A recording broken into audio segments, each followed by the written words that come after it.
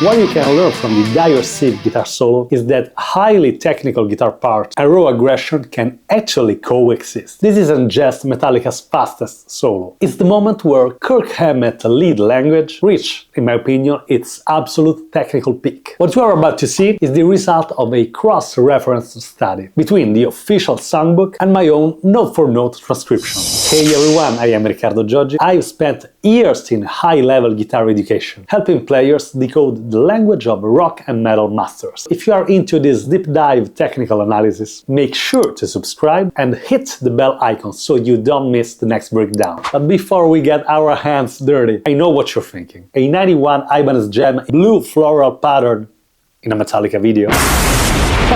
Yeah, I know, visually it's a total heresy. I admit it, I get it. But for Dyers Eve, I needed a precision weapon. The Floyd Rose bridge on this guitar is rock solid, which is essential for the harmonic part and stability. Plus, chronologically, this guitar was born in 1991, 3 years after the And Justice for All album was released. It's the closest thing in my collection to the spirit and the build of that late 80s shred era. And I'm running it straight into the Red 7 Leviathan preamp, also using the Dyers strings and cables, and of course my Crybaby, and that's the gear for this lesson.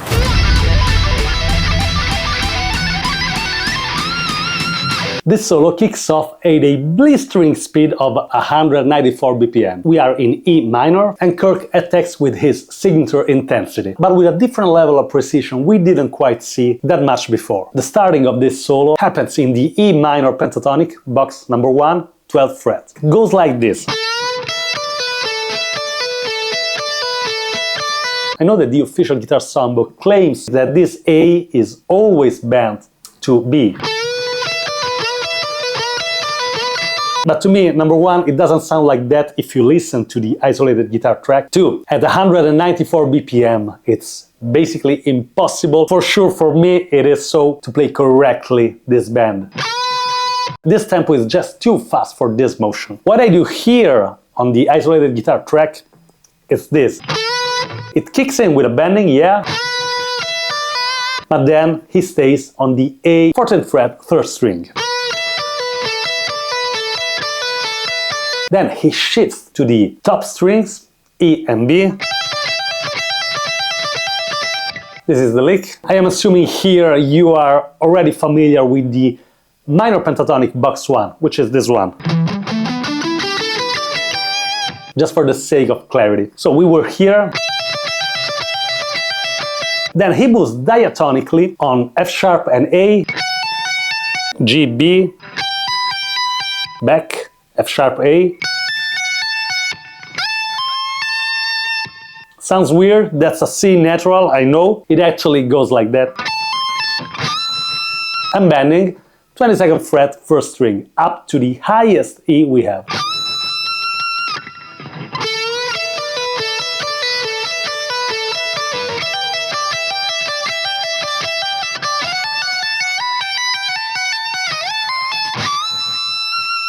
I know it sounds a bit different, but consider that I'm not using the wah pedal now, and also that this is way slower than the original.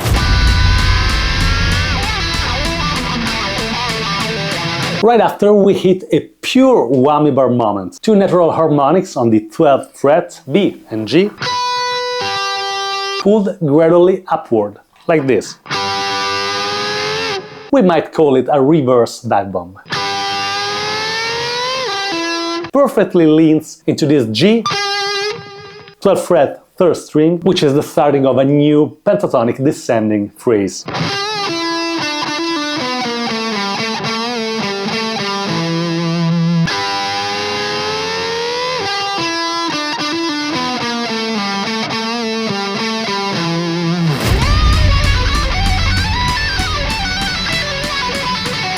Here the key shifts to F sharp. Kirk moves into what we could define as an F sharp phrygian. Technically speaking, he's playing a B minor scale over an F sharp. Is it intentional? Is it a lucky mistake? Lately, many people ask me in the comments, does Kirk actually know the theory behind what you explain? I can't be 100% sure, but honestly, by 2026, I bet he does. Can't say I am sure he does, but I bet he does. But to me, that doesn't matter at all. What matters is the idea. It's interesting, he kicks in with this minor 6th That's a D natural over an F sharp. Pretty weird, isn't it? The phrase is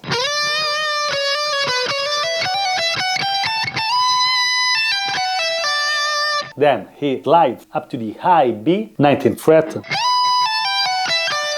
then A, G, F sharp, G, F sharp. Then the closing segment is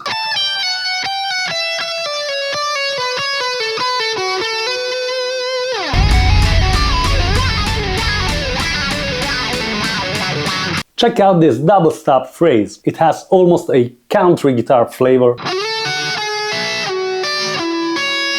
which is very atypical for him, and also it's very hard to be heard in the mix. This is followed by a very interesting legato passage.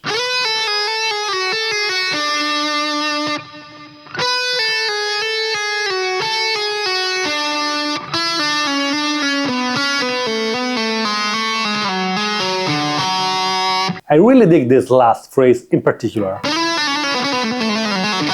If you take this and you practice outside of the context of the song, that's a great legato exercise.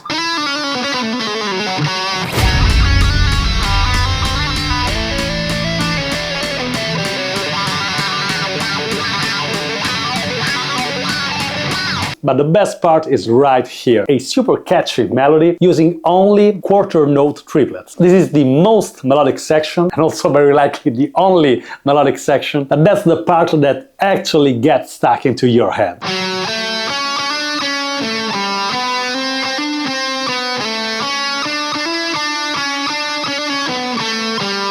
Kirk demonstrates a deep knowledge of triads, target notes, and the fretboard. The chords are changing, F sharp, G, A, E, and he surgically always hits the target notes for every single change. Kudos Kirk just for this. Now after the melody we have a pretty chaotic section. It's played on the 4th string and it's a combination of pull-offs and open string.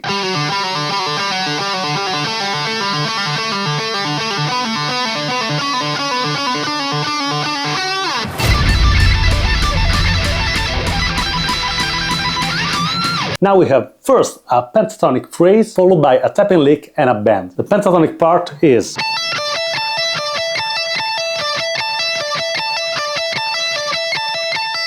pay attention to the accents, in particular to the highest note, this A at the 17th fret. We might say it's 1, 1, 1, 2, 1, 1, 1, 1, 2.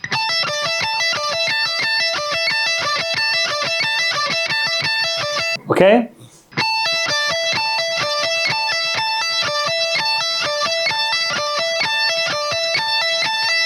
And regarding the right hand, it's interesting because we can play a sort of mini sweeps, upstroke, pull off, and then downstroke, downstroke. So, then we have the tapping lick, which is actually an E minor triad. We play E, G, and B. This is very Van Halen-ish. It's funny that this is exactly the opening phrase for the one guitar solo in the very same album. If we slow it down,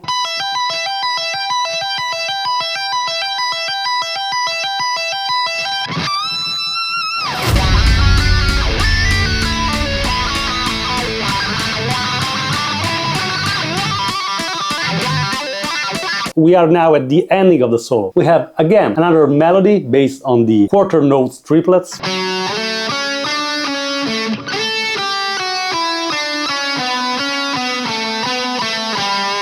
It ends on the G note, since the next chord here is G. The melody is basically almost identical to the previous one. Then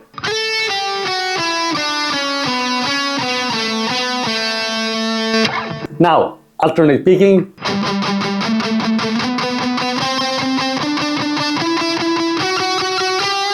He actually plays a C natural here. Again, this is 194 BPM, it's very fast. Then, last phrase, open strings. It's a similar idea to the previous open string lick, but this time is on the 3rd string, so we have the open G. That's the first half. The second half is That's it. If you want to be identical to the recording, just add some extra slides on the last ascending part, something like this. Maybe that was too much, but you get the idea. Dyers Eve is proof that Kirk Hammett was way more than just a wah pedal and pentatonics. He was a player capable of incredible technical heights. What's your favorite And Justice for All guitar solo, and what's your favorite section of this one? Let me know in the comments. Coming now, my full playthrough for this guitar solo, and if you have any questions about it, just ask. I will see you in the next lesson. Rock on!